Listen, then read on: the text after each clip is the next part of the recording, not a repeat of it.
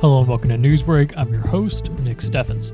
Coming up, the Panthers struggled against number 9 Burlington, but first, today's top stories. 92 volunteers organized a special evening for 68 guests with special needs at the Knights at Columbus Hall in Washington on Friday night.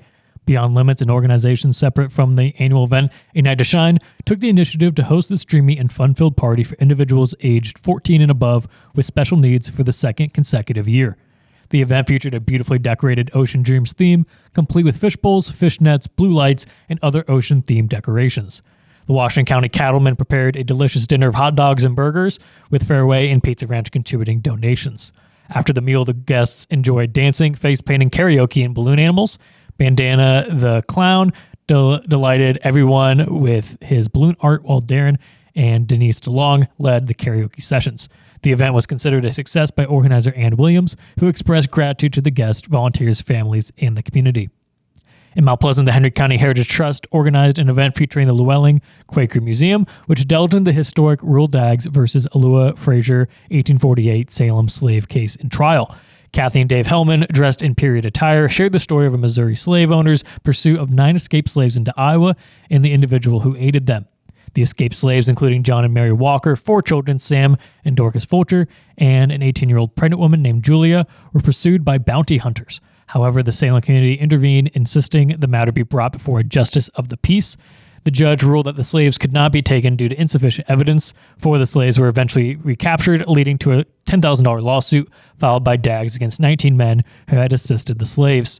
The ruling favored Daggs but awarded him less than the requested amount. The Helmans emphasized the significance of such historical events, encouraging further explanation at the Llewellyn Quaker Museum in Salem. Kelowna is gearing up for its annual town festival, Kelowna Days, which will take place this weekend. The event, scheduled for June 16th and 17th, will feature new attractions such as a pickleball tournament, a cookie baking contest, and the use of newly installed playground at the city park. Tanya Poole, the director of the Kelowna Chamber of Commerce, expressed her enthusiasm for the festival, emphasizing the community's teamwork and the wide range of activities suitable for all ages. While most of the events will be free, there will be an entry fees for the fun run, with the proceeds going towards research on invasive labular carcinoma, a rare form of breast cancer. The inclusion of ILC support has generated significant interest and doubled the registrations for the fun run. The festival will offer a variety of activities, including wagon rides, a farmer's market, a pie and cookie baking contest, a pickleball tournament, a kids pedal pool, water activities, a parade, and live music at Kelowna City Park in the evening. We're going to take a quick break, and when we come back, we'll take a look at the weather and sports.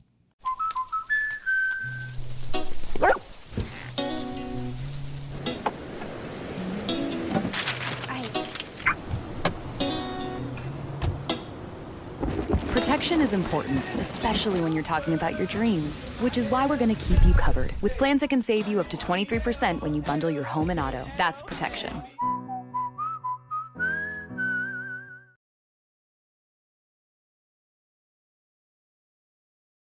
Bring the kids and share the memories from steam engines, antique cars and trucks, tractors, gas engines, and horses. Maybe your memories are of great food from the North Village to the Log Village, or learning how to square dance over at the Dance Barn. This is the place where memories are made. Make plans now to enjoy the history of the past at the 2023 Midwest Old Threshers Reunion, August 31st through September 4th in Mount Pleasant. Visit oldthreshers.com for more details.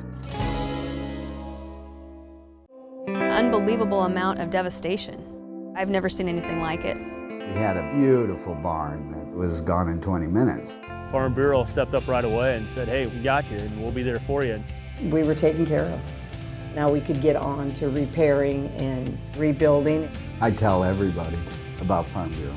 We're fortunate to say we have good coverage with good people doing it. Contact Farm Bureau agents Tony Starr and Mike Welcher in Mount Pleasant today. Hello and welcome back to Newsbreak. I'm your host, Nick Steffens. Coming up, we have your 5-day forecast, but first, obituaries. Kenneth Paul Greiner of Brighton passed away on June 10th at the age of 75. A funeral service will be held at 10:30 a.m. June 16th at Beatty Funeral Home. Ronald N. Hahn, Sr. of DeWitt, passed away on June 10th at the age of 87. A celebration of life will be held at 10:30 a.m. June 13th at the Jones and Eaton Funeral Home. Mary Ann Smith of Mount Pleasant passed away on June 11th at the age of 67. Services are pending at the Olson Powell Memorial Chapel. Calvin Maddie of Mount Pleasant passed away on June 9th at the age of 74. No formal services will be held. The Olson Powell Memorial Chapel is in charge of the arrangements. Cynthia Houston of Salem passed away at the age of 72. A memorial service will be held at 2 p.m. June 17th at the Olson Powell Memorial Chapel. Leeway Paul Mager of New London passed away on June 9th at the age of 83. A memorial service will be held at 11 a.m. June 17th at Elliott Chapel. Norma Jean Ballard of Fairfield passed away on June 7th at the age of 93. No services will be held. Murphy Funeral Home is in charge of the arrangements. Rowena Fern Poole of Fairfield passed away on June 9th at the age of 73. A celebration of life will be held at a later date. Benner Funeral Home is in charge of the arrangements. Edith Shanholzer of Mount Pleasant passed away on November 6th at the age of 98. A private grade-side service will be held at Batavia Cemetery. Murphy Funeral Home is in charge of the arrangements. Doris I. Hutton of Canton passed away on April 23rd at the age of 90. A celebration of life will be held at a later date at Assembly of God Church in Canton. Oak Shines Funeral Home is in charge of the arrangements. That was obituaries. It is now time for your 5-day forecast. Today the weather is beautiful with a high of 83 and mostly sunny skies. Tomorrow temperatures will rise to 87 degrees and it'll be partly cloudy. On Thursday, temperatures will continue to rise to 91 degrees and it'll be mostly sunny. Temperatures will begin to fall back down on Friday with a high of 88 degrees and mostly sunny skies. There's a chance of thunderstorms Saturday evening and the high will be 83. We're going to take a quick break, and when we come back, we'll take a look at sports.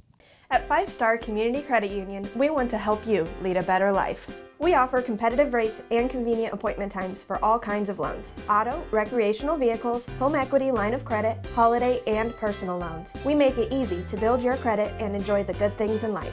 We invite you to join 5 Star Community Credit Union. We are community-minded and member-focused. Come visit our locations in West Burlington and Mount Pleasant or online at 5starcu.org. Federally insured through the NCUA, Equal Housing Lender.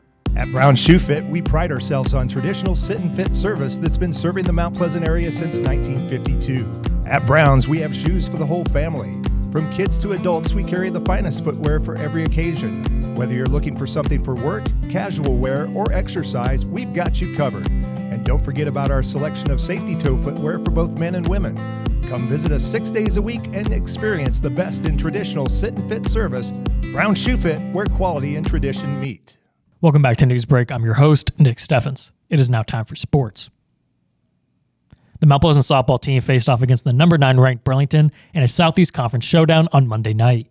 Despite their efforts to limit Burlington's offense, Mount Pleasant struggled to get their own bats going, resulting in a 4-0 loss in the first game and a 12-0 loss in the second. In the first game, Mount Pleasant's Taya Alter pitched well, allowing just 1 run through 4 innings. However, a 2-run home run in the 5th inning gave Burlington a 4-0 lead that they maintained. Mount Pleasant managed only 1 hit in the game. The second game saw Burlington dominate at the plate, scoring early and sealing the win with a 12-0 victory. With these losses, Mount Pleasant's record dropped to 4-13 overall and 1-7 in conference play. They'll have another chance to face Burlington on Thursday to conclude the season series. In a tough doubleheader against Burlington, the Mount Pleasant Panther baseball team struggled to come out on top. The Greyhounds secured victories of 12-3 and 4-3 at Community Field. The Panthers showed promise early in both games, but Burlington managed to maintain their upper hand. In the first game, Mount Pleasant initially scored with a double by Carter Amos and a bunt single by Payson Coleman. However, they were unable to maintain the momentum as the Greyhounds took a 4-1 lead. The Panthers fought back with RBIs from Jake Ensminger and Peyton Walker, narrowing the gap to 4-3. Unfortunately, Burlington dominated the later innings, scoring 8 runs to seal the win. In the second game, Mount Pleasant once again took an early lead, but Burlington responded with 2 runs to secure a 4-3 victory. Despite the losses, several players contributed hits and RBIs for the Panthers, and pitcher Zarek Vanghaus delivered a solid performance. That is the news for Southeast Iowa. I've been your host, Nick Steffens. This has been your News Break, and I will see you next time.